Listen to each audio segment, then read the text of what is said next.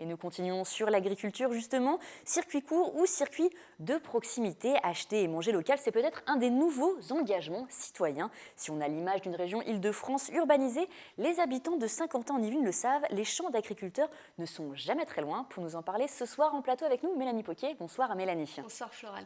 Et l'Île-de-France, c'est même 49% de sa surface qui est agricole. Il y a plus de 5000 exploitations dans la région, tout secteur confondu. Tout à l'heure, Florane, vous avez appuyé sur le terme proximité. Alors, il faut savoir qu'on peut manger local sans nécessairement passer par un circuit court, sans qu'il n'y ait pas beaucoup d'intermédiaires. Jérôme Combes, le directeur du Centre régional de valorisation et d'innovation agricole et alimentaire, nous donne des précisions. L'agriculteur qui est à 100 bornes ou à 60 bornes de Port Paris, qui livre chez son collègue, qui va livrer à Rungis, qui ensuite va livrer, n'est plus en circuit court parce qu'il y a trop d'intermédiaires. Alors qu'il mérite de livrer aussi bien que le Péruvien qui a un bureau à Rungis, qui emmène à Rungis et qui de Rungis va livrer les écoles. Et le circuit de proximité est de plus en plus plébiscité. Oui, parce que selon le ministère de l'Agriculture et le cabinet Natural Marketing Institute, 71% des Français préfèrent acheter des produits locaux. Nous sommes allés à la rencontre des visiteurs du Salon de l'Agriculture pour voir s'ils recherchent eux aussi le commerce local. J'habite la campagne et je vais dans les fermes directement. Je vais acheter la viande là où ils élèvent les porcs, la viande de bœuf là où ils élèvent les bœufs. Ça fait travailler les gens des régions et tout, quoi. Parce que c'est du naturel et puis oui, nous on est un peu de la campagne, donc on va aux producteurs et même dans notre jardin nous avons ce qu'il faut pour nous alimenter sainement. Ah ben complètement. Pourquoi ? Parce que c'est directement du producteur au consommateur.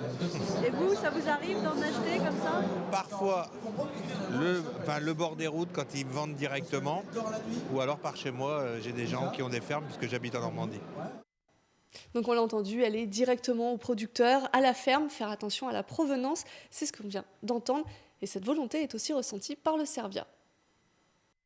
Je pense que le consommateur aujourd'hui, il est sensible à l'origine de son produit. Et l'origine de son produit, c'est pas le circuit court. L'origine de son produit, c'est mon produit vient de 30 km, mais il a fait 3 intermédiaires. Pour le consommateur, c'est pas grave.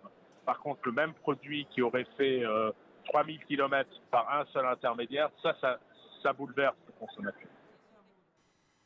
On a parlé du local, mais il y a aussi le circuit court et souvent le salon de l'agriculture, c'est le moyen pour les agriculteurs de se faire connaître, pour favoriser donc la proximité. Et c'est le cas de la ferme de Viltin, on en a parlé tout à l'heure, elle est située à Jouy-en-Josas. Leur activité principale, c'est donc le lait, ils élèvent leur bétail, font la traite, transforment leur lait qu'ils vendent ensuite dans leur boutique. Donc ce salon de l'agriculture, ils rencontrent leurs clients professionnels, mais aussi les particuliers. On va présenter la ferme au public francilien, ça va être notre clientèle. Beaucoup nous connaissent déjà, mais certains ne nous ont jamais connus. Donc on a mis en place des vitrines pour faire découvrir les produits. Ça fait 28 ans qu'on est ici, tous les ans. Chaque année on a un stand différent. Pour nous c'est vraiment très important. Et en toute bienveillance, on est vraiment très content d'être ici et de présenter notre ferme, notre concept, notre cueillette, la laiterie. Donc on l'a vu Mélanie, les agriculteurs cherchent à se faire connaître et si nous justement en particulier on cherche à consommer local et qu'on ne sait pas où trouver les produits, est-ce que vous avez quelques pistes à nous donner ? Alors si vous souhaitez, Florane, ou vous devenir locavore, vous pouvez favoriser le commerce du coin, l'artisan, le boucher. Vous pouvez aussi le sensibiliser à se fournir auprès de producteurs locaux. Vous pouvez vérifier les étiquettes des produits que vous souhaitez acheter. Et le Servia dont on parlait tout à l'heure a lancé Mangeons local en Île-de-France. Il référence beaucoup de produits et ces produits sont identifiés par un logo.